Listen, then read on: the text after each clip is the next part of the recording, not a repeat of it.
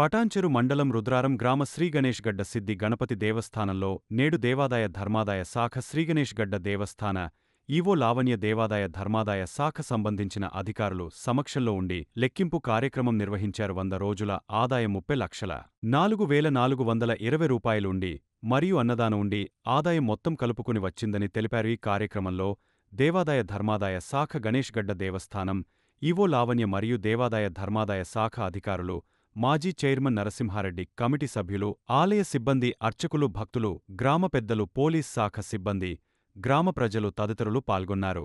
ఆలయంలో హుండీల లెక్కింపు కార్యక్రమం జరిగింది.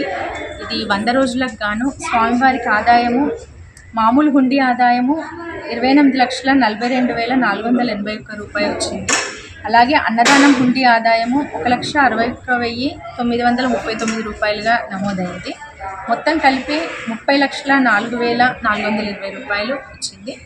ఈ కార్యక్రమంలో మా దేవాదాయ ధర్మాదాయ శాఖ పర్యవేక్షకులు శ్రీ రంగారావు గారు, ఆలయ మాజీ చైర్మన్ నరసింహారెడ్డి గారు, ఆలయ అర్చకులు, వేద పండితులు, సిబ్బంది, పుర ప్రముఖులు, పోలీసు వారు, ప్రెస్ అందరి సమక్షంలో నిర్వహించడం జరిగింది.